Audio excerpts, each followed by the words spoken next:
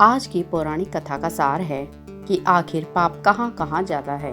इसी संदर्भ में एक बार एक ऋषि ने सोचा कि लोग पाप धोने के लिए सभी लोग गंगा जाते हैं, ऐसे में सारे पाप गंगा में ही समा जाते हैं। इस तरह तो गंगा भी पापी हो जाएगी। उस ऋषि ने यह जानने के लिए आखिर पाप जाता कहाँ है, तपस्या की। तपस्या करने के फलस्वरूप देवगण प्रकट हुए। तब ऋषि ने उनसे पूछा कि गंगा में जो पाप धोया जाता है वह कहाँ जाता है।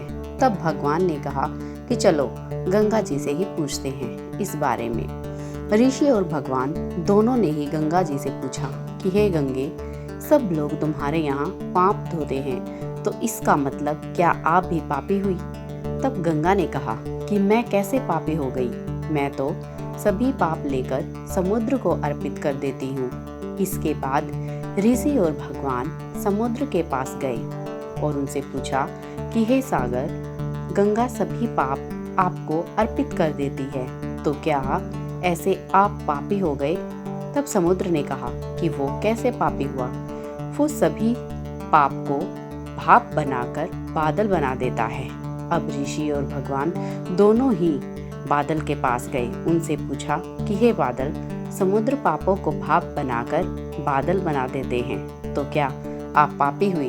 बादलों ने कहा मैं कैसे पापी हुआ, मैं तो सभी पाप को वापस पानी बना देता हूँ और धरती पर गिरा देता हूँ। इससे ही अन्न उपजता है, इसे ही मानव खाता है। उस अन्न में जो अन्न जिस मानसिक स्थिति से उगाया जाता है और जिस वृत्ति से प्राप्त किया जाता है और जिस मानसिक अवस्था में खाया जाता है, उसी के आधार पर मानव की मानसिकता बनती है। यही कारण है कि कहा जाता है कि जैसा खाए अन्न वैसा बनता मन। जिस वृत्ति से अन्न प्राप्त किया जाता है और जिस मानसिक अवस्था में खाया जाता है, वैसा ही विचार मानव का बन जाता है। ऐसे में हमेशा भोजन शांत रहकर ही ग्रहण करना चाहिए। अन्न जिस धन से खरीदा जाए वह धन भी श्रम का होना चाहिए। दोस्तों, आपका हमारे चैनल पर आने के लिए धन्यवाद।